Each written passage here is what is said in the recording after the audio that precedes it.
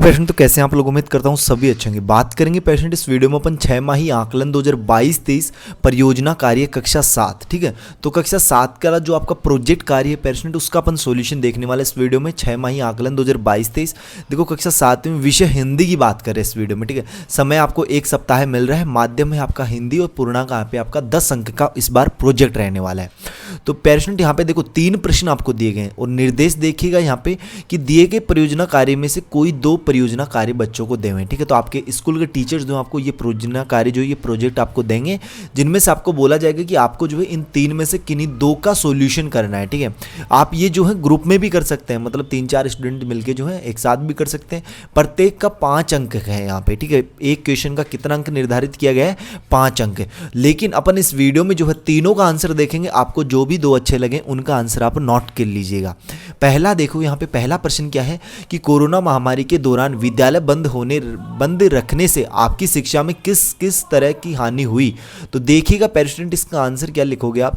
इसका आंसर आपको कुछ इस तरीके से करना है यहाँ पे कि कोरोना महामारी के दौरान विद्यालय बंद रखने से बच्चों की शिक्षा में निम्नलिखित हानि हुई।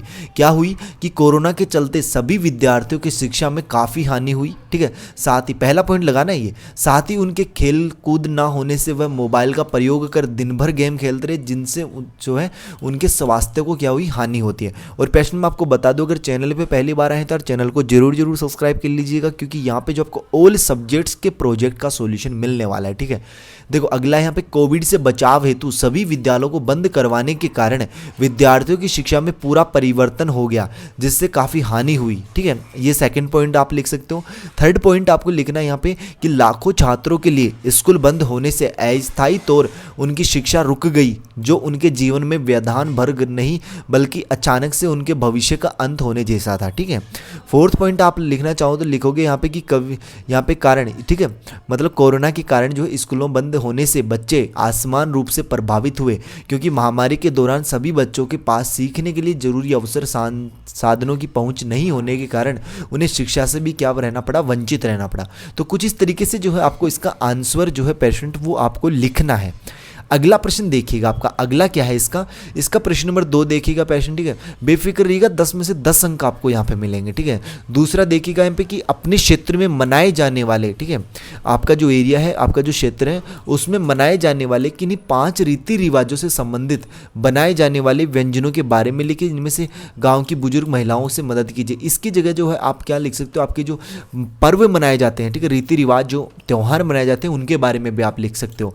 तो देखिएगा यहाँ पे कि रीति रिवाजों से संबंधित 5 त्योहारों के नाम होली, दीपावली, दुर्गा पूजा, ईद तथा बिहू। यह पंच त्योहार बड़े ही महत्वपूर्ण है हमारे लिए, क्योंकि यह दिखाता है कि हम किस भी जाति या धर्म में भेद नहीं करते। इन सभी त्योहारों को भारत में बहुत अच्छे से मनाया जाता है। इस तरीके से आपको लिखना है।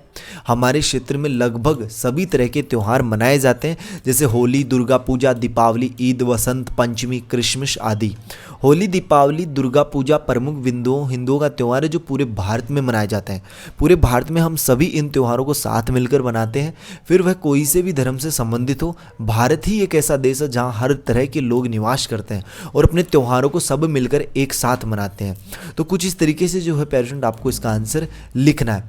अगला प्रश्न देखिएगा, प्रश्न इसका तीसरा कि अपने परिवेश में प्रचलित 10 लोकोक्तियों एवं मुहावरों को ढूंढकर अर्थ बताते हुए वाक्य में प्रयोग कीजिए। ठीक है, बहुत ही इंपॉर्टेंट है कि आपको 10 लोकोक्तियां और 10 मुहावरे लिखने हैं और उनका अर्थ भी बताना तथा साथ में उनका वाक्य में प्रयोग भी करना है।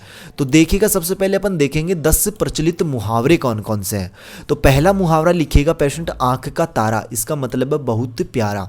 ठीक है, और इसका वाक्य में प्रयोग क्या करोगे कि अमित अपने माता पिता की आंखों का तारा है। ठीक है, दूसरा मुहावरा आप लिख लीजिएगा यहाँ पे कि आकाश पाताल एक करना, और इसका अर्थ क्या होता है, बहुत अधिक प्रयत्न करना। ठीक है, और इसका वाक्य में प्रयोग लिखोगे आपकी प्रणव ने IAS की परीक्षा में सफलता पाने के लिए आकाश पाताल एक कर दिया। तीसरा मुहावरा देखिएगा कि आंखों में धूल झोंकना, मतलब धोखा देना। पुलिस की आंखों में धूल झोंक कर चोर जो है वो भाग गया। आकाश से बातें करना, इसका मतलब है बहुत ऊंचा होना। पक्षी आकाश से बातें करते हैं। छठी का दूध याद आना, इसका मतलब है यहाँ पे घबरा जाना। इस महंगाई ने लोगों को छठी का दूध याद करवा दिया, इस तरीके से। ठीक है, छठवां देखना आप, कुआं खोदना हानि पहुंचाना। ठीक है, जो दूसरों के लिए कुआं खोद देते हैं वह उसमें स्वयं डूब जाता है, इस तरीके से इसका वाक्य में प्रयोग भी आपको करना है। सातवां मुहावरा देखना पेशेंट कि गुड़ गोबर करना, इसका मतलब है बना बनाया काम बिगाड़ देना। ठीक है, और इसका वाक्य में प्रयोग भी आप कर सकते हो, तुम आकार बनाए काम को गुड़ गोबर कर दिया। ठीक है, यहाँ पे 8वां टेढ़ी खीर होना, इसका मतलब है कठिन काम करना। 8वीं में प्रथम आना टेढ़ी खीर है। ठीक है, 8वीं में क्या प्रथम आना टेढ़ी खीर है। देखो 9वां है कफन सिर पर बांधना, इसका मतलब होता है मृत्यु के लिए तैयार रहना। और इसका वाक्य में प्रयोग अगर आप करना चाहो तो इसका वाक्य में प्रयोग जो है पेशेंट वो आप कुछ इस तरीके से कर सकते हो कि देशभक्त देश की रक्षा के लिए हमेशा कफन सिर पर बांधे रहते हैं। ठीक है, 10वां देखना, 10 मुहावरे आपको लिखने थे। 10वां मुहावरा है दिल दुखाना, इसका मतलब होता है कष्ट देना, कि हमें कभी भी अपनों का दिल नहीं दुखाना चाहिए। अभी कंप्लीट नहीं हुआ है इसका आंसर, अभी तो 10 प्रचलित मुहावरे अपन ने देखे हैं, अब अपने को 10 लोकोक्तियां भी लिखनी है। ठीक है, 10 मुहावरे 10 लोकोक्तियां लिखनी थी, तो 10 लोकोक्तियां देखना। पहली लोकोक्ति है अक्ल बड़ी या भैंस, इसका मतलब है काम बुद्धि से होता है ताकत से नहीं। इसका वाक्य में प्रयोग कैसे करोगे कि एक पहलवान इस समस्या को हल नहीं कर सका परंतु उस कमजोर व्यक्ति ने कितनी आसानी से हल कर दिया, इसका मतलब है कि कम बुद्धि से होता ताकत नहीं होता। ठीक है, दूसरा लोकोक्ति आप लिख सकते हो अंधों में काना राजा, इसका मतलब है मूर्खों में थोड़ा ज्ञानी। ठीक है, और इसका वाक्य में प्रयोग क्या होगा कि पूरे गांव में मदन ही थोड़ा पढ़ा लिखा है, बस वही अंधों में काना राजा है। तीसरा देखना अंत भला तो सब भला, इसका मतलब होता है कि जिस काम का परिणाम अच्छा हो वही क्या है ठीक है। कि इसका वाक्य में प्रयोग क्या करोगे, वाक्य में प्रयोग में आपको लिखना है कि मेरी नौकरी तो छोटी सी थी, अब तरक्की हो जाने पर सब ठीक हो गया, क्योंकि कहावत भी है कि अंत भला तो सब भला। सांप भी मर जाए और लाठी भी न टूटे, इस लोकोक्ति का अर्थ होता है आसानी से काम हो जाना।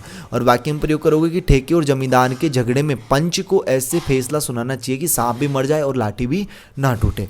5वां देखना एक पंथ दो काज, इसका मतलब है एक काम से दोहरा लाभ। मुझे दफ्तर के काम से लखनऊ जाना है, वहाँ भाई साहब से भी मिलता जाऊँगा, एक पंथ दो काज हो जाएंगे।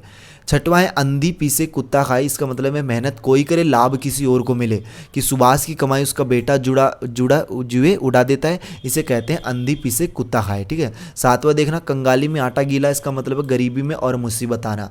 हरि प्रसाद ने अपनी कन्या के विवाह के लिए बड़ी मुश्किल से सामान जोड़ा था, वही कल चोरी हो गया, इसे कहते हैं कंगाली में आटा गीला होना। ठीक है, 8वां देखना 8वीं लोकोक्ति कि अब पछताए होत क्या जब चिड़िया चुग गई खेत, इसका मतलब है समय गुजरने पर पछतावा व्यर्थ है।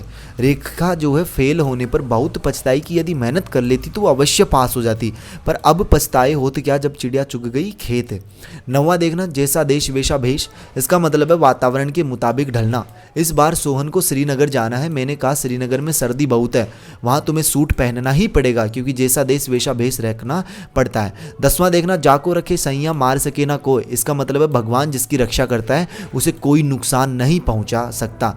बच्चा छत से गिरकर भी बच गया, मतलब है जाको रखे सैया मार सके ना कोई, इस तरीके से। तो पेशेंट अपने तीनों का आंसर देख लिया। अगर फिर भी किसी क्वेश्चन में किसी प्रकार का कोई डाउट हो तो वो यार कमेंट बॉक्स में जरूर बताएगा। अगर इस तरीके से आप आंसर लिखोगे तो 10 में से 10 नंबर जो है वो आपको ईजिली मिल जाएंगे। ठीक है, 20 नंबर का प्रोजेक्ट होता है, लेकिन इस बार जो आपका 6 माही में 10 अंक का ही प्रोजेक्ट निर्धारित किया गया है। ठीक है, तो आपको जो है यार कंप्लीट कर लेना है। ऑल सब्जेक्ट से आगे जो आपके अंग्रेजी के हो गए, ठीक है, साइंस का हो गया, सोशल साइंस का, गणित का जल्दी मिलने वाला है। कमेंट कर देना नेक्स्ट वीडियो कौन से सब्जेक्ट के आपको प्रोजेक्ट का सॉल्यूशन चाहिए, जल्दी आपको वो लेक्चर जो मिलने वाला है। तो जल्दी मिलेंगे पेशेंट नेक्स्ट वीडियो में श्री होशम जोश के साथ। तब तक सभी पेशेंट को बाय, धन्यवाद, टेक केयर, जय हो।